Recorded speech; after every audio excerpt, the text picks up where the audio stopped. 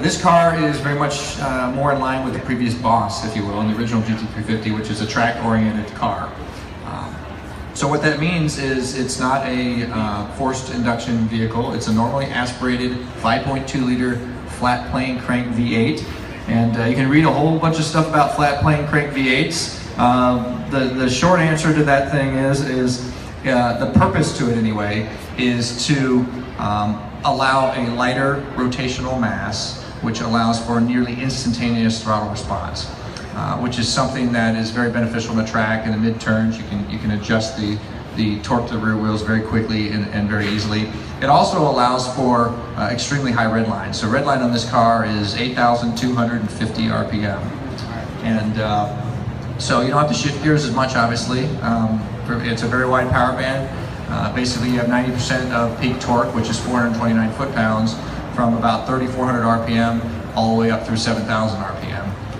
Peak horsepower is 526 at 7,500 RPM. So I'm going to be taking this car on the track in a couple of weeks, so I'll know a little bit more about how it does at high speed. But so I'll start off with the basics. The base GT350 with federal tax and destination is going to be about $49,000.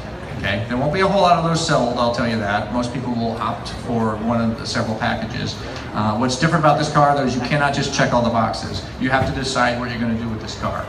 If you're going to track it, then you check the track pack. And the track package is a $6,500 option, and most of that is about cooling and suspension. So it comes with Magna Ride.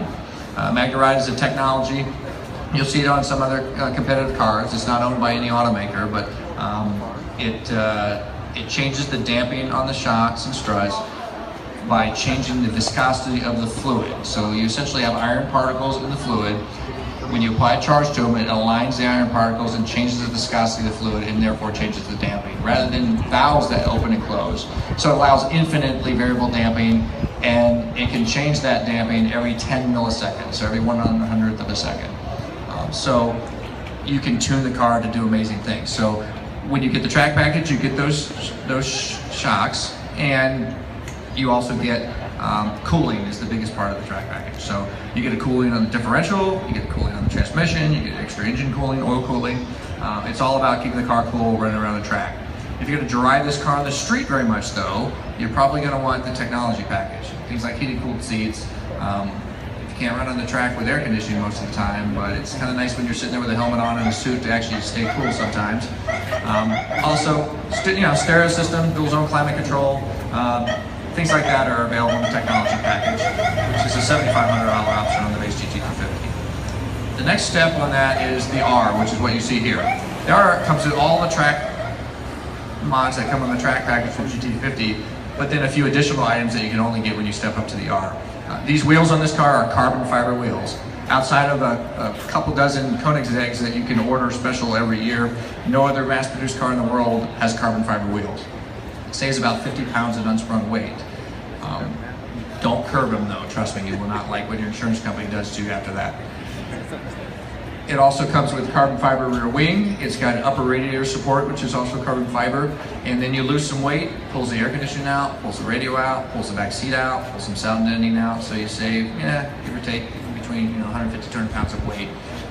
So it makes it pretty much the ultimate trackable car.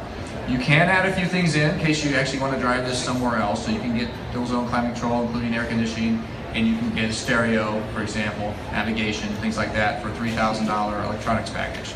This car, as it sits up here, has really only two options. It's a GT350 with the R package, which is $13,500, and the Strike package, which is $450.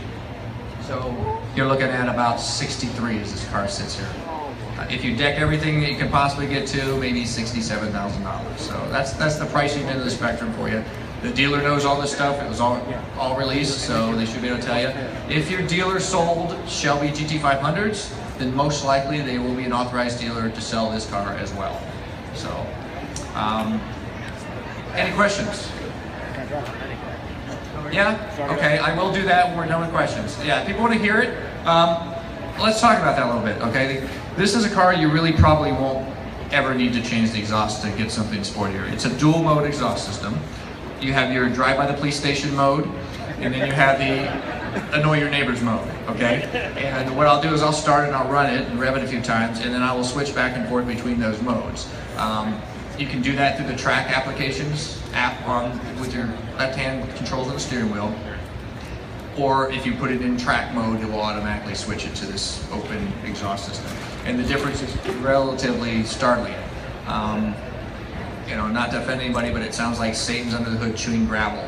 Okay, flat plane crank V8 has an extremely different sound than most V8s. It's a lot less mellow. Some people harken it to, you know, big bellowing American V8 blended with a typical screaming Ferrari sound, and it really does have that characteristic, because Ferrari V8s are